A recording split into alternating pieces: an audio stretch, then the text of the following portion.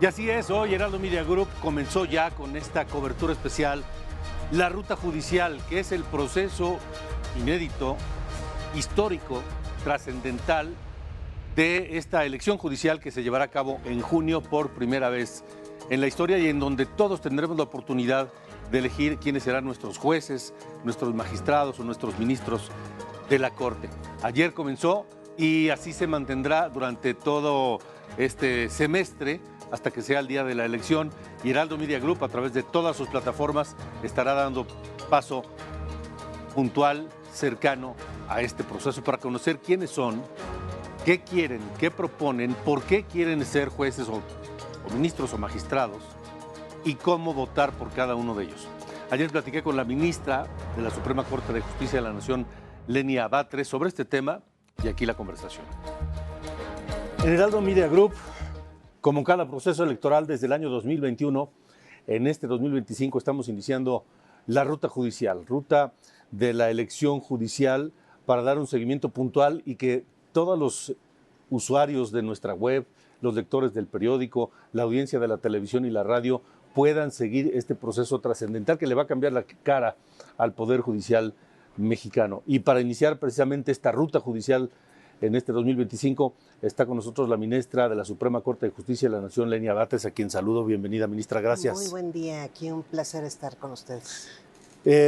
Ha sido un proceso difícil, una reforma que tuvo sus momentos muy tensos, muy álgidos, pero ya está y está corriendo. ¿Cómo va el proceso de esta elección judicial? Pues eso exactamente, pues lo que es un hecho es que va en curso, que ya se han venido tomando una serie de actos que pues ya forman parte del proceso propiamente dicho. El Instituto Nacional Electoral ya lleva diversos lineamientos, nos han hecho ya de conocimiento las boletas que se van a utilizar.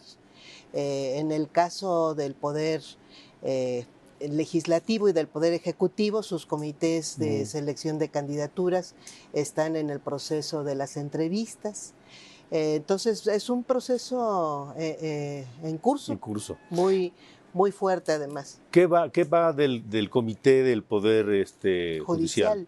Pues se han emitido unas suspensiones de manera indebida porque los jueces de distrito no tienen competencia para emitir para aceptar demandas en materia electoral y las están aceptando, y emitieron además suspensiones, no tienen competencia para emitir suspensiones en materia electoral y en materia de reformas constitucionales. Entonces, justamente estamos discutiendo en el Pleno de la Corte qué vamos a hacer con estos casos, y es probable, porque se nos informó que ya se interpusieron recursos de revisión, es probable, porque así se comentó el día de ayer, que estemos atrayendo estos recursos para resolverlos más rápidamente en el propio Pleno de la Corte y podamos cumplir lo que dice la Constitución, y es que a más tardar el día 31 de enero estemos enviando al Senado las propuestas de candidaturas emitidas por este Comité de Evaluación y respaldadas por el Pleno de la Suprema Corte.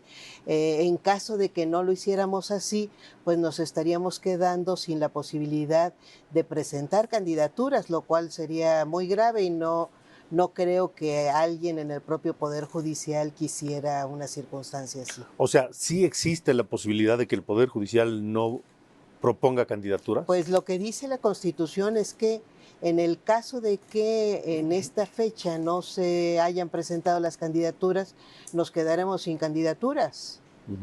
No dice se esperará que se resuelvan unos juicios de amparo improcedentes, ¿verdad? Entonces nos estaremos quedando sin candidaturas.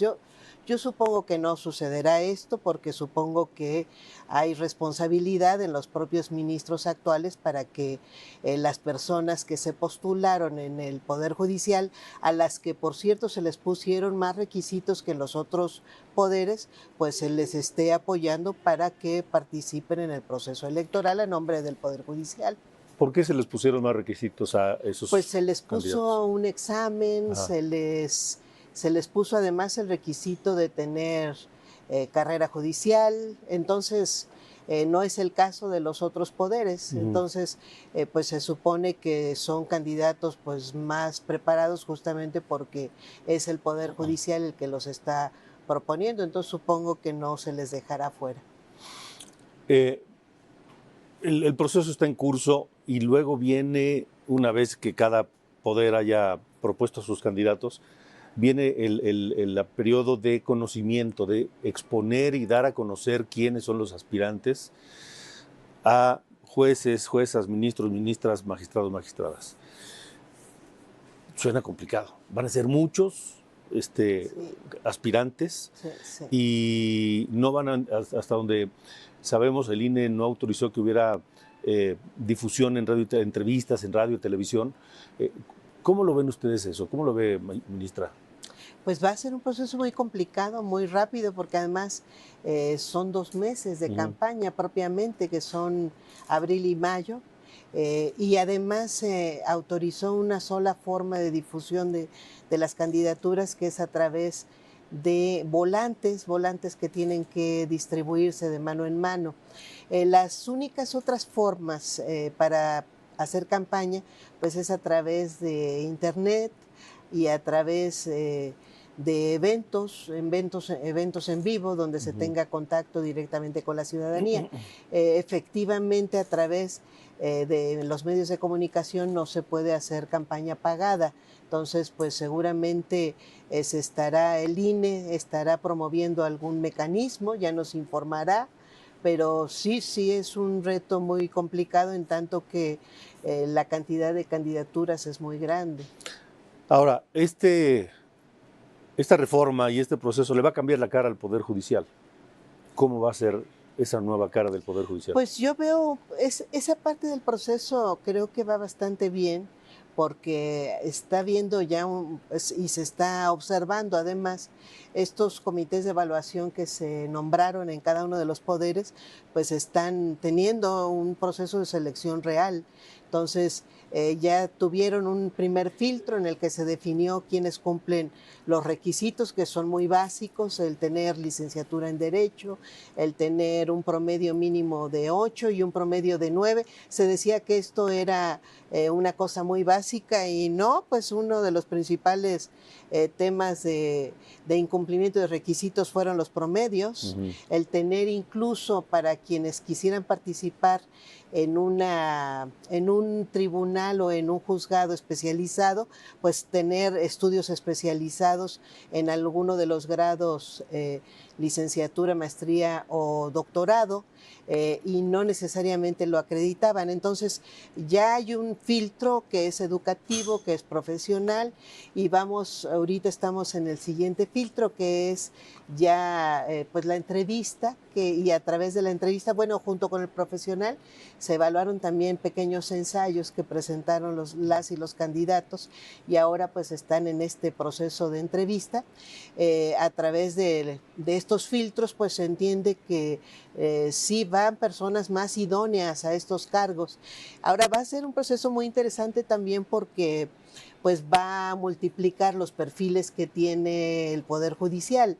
Ya no solamente serán quienes ya han formado parte del propio Poder Judicial, como oficiales, secretarios o actuarios, y bueno, por supuesto jueces, sino que además podrán participar otros perfiles de abogadas y abogados, quienes han litigado, quienes han defendido derechos humanos, quienes han tenido, que además yo creo que es un perfil que nos hace mucha falta, quienes han tenido carrera académica, sobre todo en derecho constitucional, en derecho de amparo, en derechos humanos mismos, o en derecho, bueno, algunos derechos especializados de acuerdo con las propias especializaciones de los juzgados, pero fundamentalmente en los temas de mayor estudio, bueno, filosofía del derecho.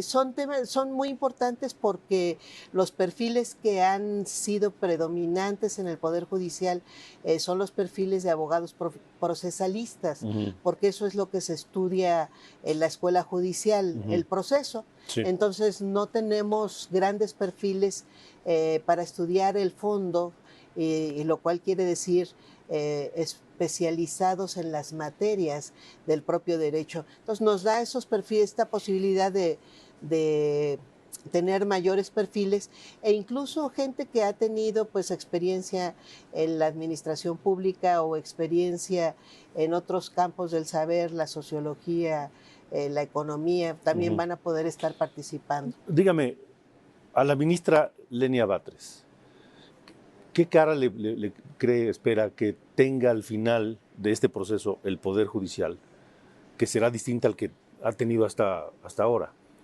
frente a la ciudadanía?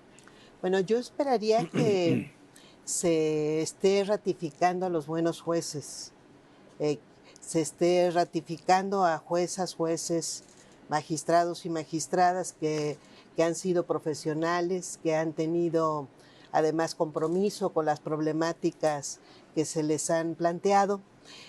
Estaría pensando que es lo más justo en primer lugar. En segundo lugar, pensaría que vamos a tener pues esta pluralidad de perfiles, pero que además, como dice ahora la reforma, que además me gustó mucho, que en la ley de carrera judicial dice específicamente que las personas juzgadoras tenemos que tener el perfil de compromiso social, es decir, conciencia social y capacidad para poder interpretar las problemáticas personales en función de las condiciones desafortunadas de igualdad o de desigualdad en que ha vivido cada una de las personas que está sometiendo pues su problemática ante la decisión de un juez o de una jueza. Entonces, me parece que este perfil de juez podríamos lograrlo con esta posibilidad de pluralidad de experiencias de las cuales provienen las y los candidatos. Uno de los críticas que se han hecho a la conformación del Poder Judicial actual ha sido el nepotismo. Sí, también, por supuesto. Va a ser muy importante el proceso electoral. A ver. Justamente creo que a través de este proceso se va a lograr romper ese nepotismo. Fíjese que el único proceso abierto que llegó a ser el Consejo de la Judicatura Federal para elegir o para designar jueces en los últimos años fue respecto de los jueces laborales. Es una materia que no había en el Poder Judicial, desaparecen las juntas de conciliación y arbitraje y se va la facultad laboral al Poder Judicial. En el momento en que se tienen que designar, lo que hace el Consejo de la Judicatura Federal es que por primera vez desde 1995 emite una convocatoria abierta, es decir, en la que pueden participar no solamente los integrantes del Poder Judicial, sino cualquier profesional del derecho laboral. Y se presentan muchas candidatas, candidatos, y lo que tenemos como resultado de ese proceso de selección es 0.01% de personas familiares, a diferencia del resto que tenemos en casi 49% teníamos hasta 2022. Nos decía la ministra Norma Piña que ya había bajado esta cantidad de personas familiares en el Poder Judicial. A ver, para entenderlo. Sí. 49% de las personas que trabajan en el Poder Judicial son familiares. Familiares de entre sí.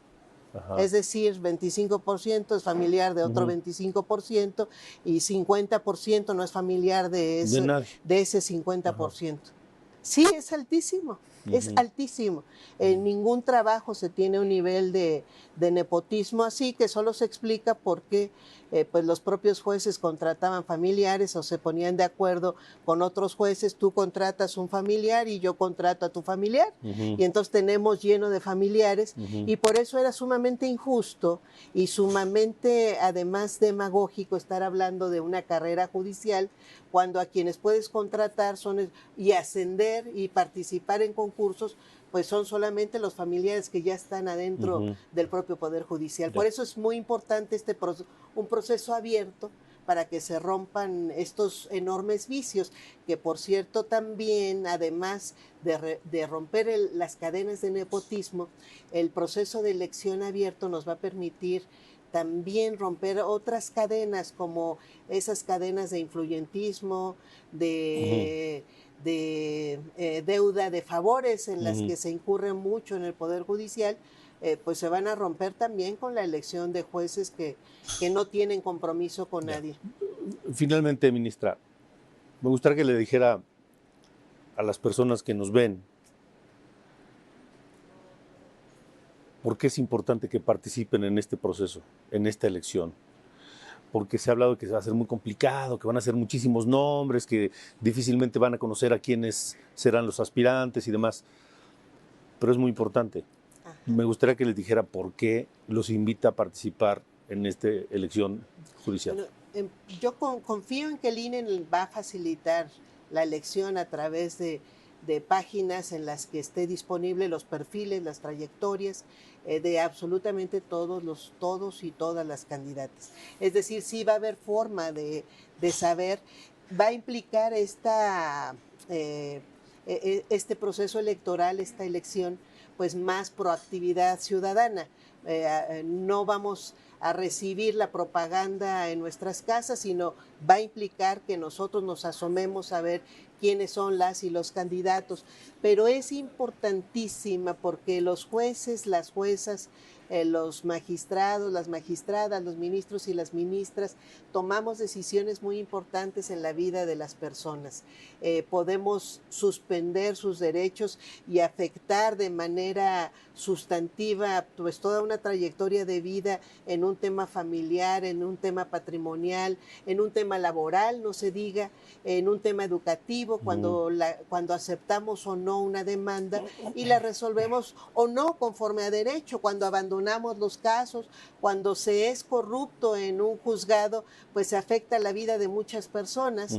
Y es muy importante que participemos, elijamos bien, jueces capaces, jueces honrados, jueces comprometidos con las problemáticas sociales y capaces, y jueces muy capaces y muy sensibles, que tengamos además pues esta posibilidad de discernir lo justo y lo injusto, que eso pareciera muy básico, pero no, así es.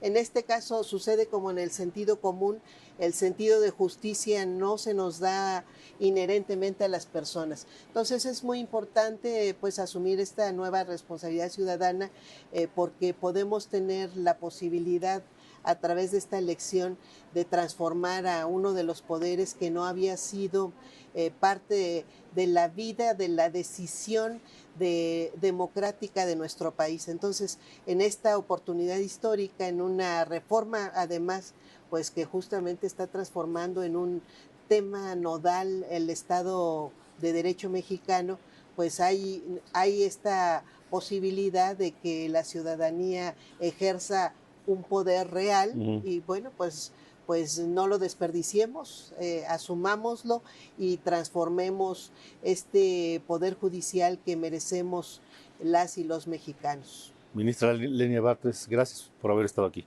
Muchas gracias por la invitación.